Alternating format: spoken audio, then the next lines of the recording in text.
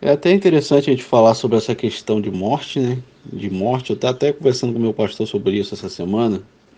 A gente estava falando sobre um versículo bíblico lá. E é até interessante falar com isso, que existe três tipos de morte, né?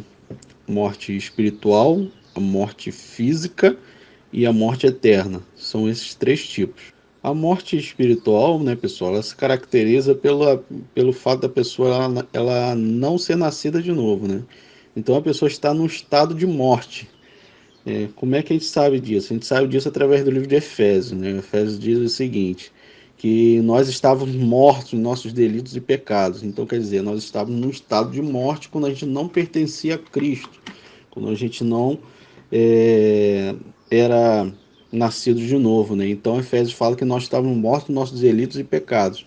E Colossenses ele fala que o Senhor ele nos transportou, né, do império das trevas para o reino do Filho do seu amor.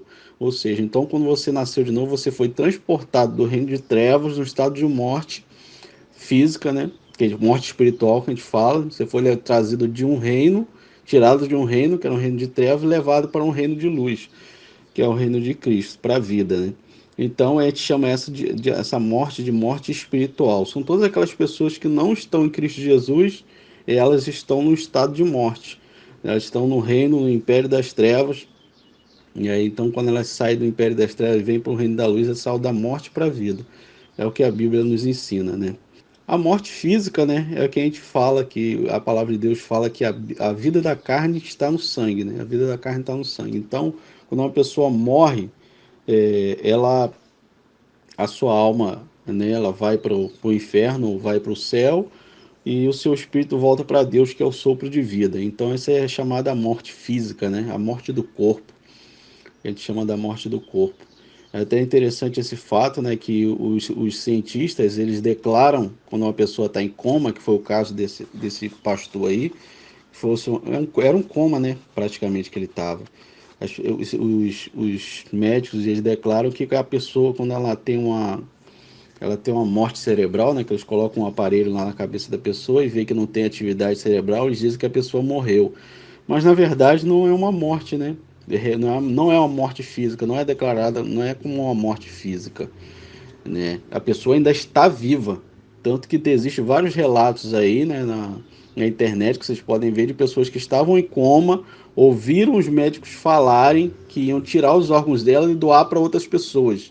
E essas pessoas reagiram àquele coma, que eles dizem que é um coma, e voltaram à vida novamente. Quando esses médicos dizem que você nunca mais poderá voltar à vida, né? Nunca mais vai ser a mesma pessoa, teve uma morte cerebral. Mas não é isso que a Bíblia diz, né? Não é isso que a Bíblia declara. Né? A Bíblia diz que a vida da carne está no sangue, ou seja, ainda tem respiração, ainda tem pulsação, entendeu? Então não existe morte espiritual. Não existe, desculpa, não existe morte cerebral, né? Porque a pessoa ainda está ali, entendeu? Ela ainda está ali. Né? Então essas pessoas ouviram os médicos falando que ia doar os órgãos delas, as pessoas reagiram e voltaram a ser as mesmas pessoas quando os médicos diziam que elas nunca voltariam a ser as mesmas pessoas. Mas como tudo no mundo existe um interesse financeiro, né, muitos desses médicos eles induzem as famílias a desligar os aparelhos para que a pessoa possa partir para poder eles pegarem os órgãos e fazerem doação para outras pessoas. E muitas vezes com apelo emocional em cima dos familiares, dizendo que os órgãos vão ser doados para crianças, para outras crianças, que eles vão ajudar as crianças a viverem, mas na verdade por trás disso tem muito do financeiro.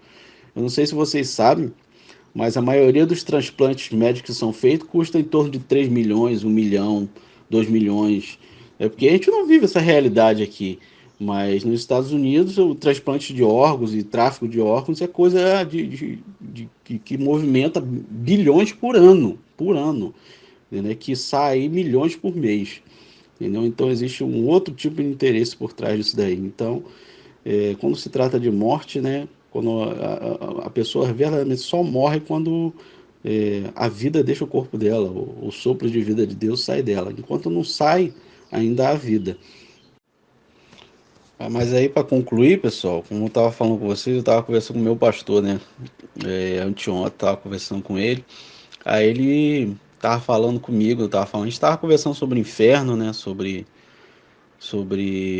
a morte, né? O que que é a morte, o que que é a morte eterna, por que que muitos vão viver eternamente no sofrimento se não aceitarem o senhorio de Jesus. Aí ele conversando comigo, ele falou sobre aquele versículo lá do Tessalonicenses, 2 Tessalonicenses 2, verso 8, que fala que o Senhor ele vai destruir Satanás com o sopro da sua boca. Ou seja, destruir não, vai matar, né? A palavra ali fala que ele vai matar com o sopro da sua boca. Aí ele falou comigo que acha que a palavra certa ali não seria matar, né? O correto não é matar, mas ele vai lançar no lago de fogo e ali vai viver eternamente, né? Entendeu?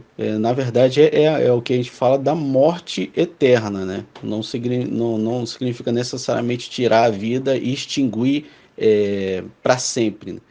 Porque tem gente que acredita que vai ser lançado no lago de fogo e vai bater ali, vai chamuscar e nunca mais vai existir. Ou seja, Deus vai acabar com a existência da pessoa. Não. A verdade não é isso. O lago de fogo é uma morte que e você vai ser lançado ali e você vai se lembrar eternamente de todas as vezes que você negou a Jesus, você vai sofrer, né, por todas as maldades e malignidades que a pessoa fez. Vai ser lançada ali nessa morte. Então, quando ele fala ali em Tessalonicenses 2:8 que ele vai matar Satanás, na verdade é matar de tirar a vida, sim, né? Ou seja, ele não vai ter mais vida, ele vai se tornar, eu estava vendo no grego aqui, no original grego, na verdade significa assim, matar ou tirar a vida, e no versículo, na sequência do versículo, ele diz que ele vai destruir, né? Destruirá a manifestação dele, né? A manifestação de Satanás na vinda do Senhor será destruída, né? Ele vai destruir pela manifestação do aparecimento do Senhor, né? Ele vai. Então, no grego, o destruir ali significa tornar inoperante, ou seja, Deus vai tornar todas as ações de Satanás inoperantes quando ele vier. Entendeu? Ele vai tornar ele sem efeito, ele vai abolir, né? Ou significa cessar, ele vai fazer cessar toda a operosidade de Satanás. Ele vai fazer, vai acabar com todos os planos, com todas as obras dele. Então, quer dizer, ele vai tirar todo o efeito que ele causa hoje, que o versículo anterior de Tessalonicenses fala que ele já opera, né? E esse já opera significa opera na ilegalidade no grego, né? Ele opera de forma ilegítima. Então, quando o Senhor se manifestar, Deus vai tornar ele inoperante, né? Deus vai fazer ele cessar, né? Vai acabar com toda a operosidade de Satanás quando ele vier.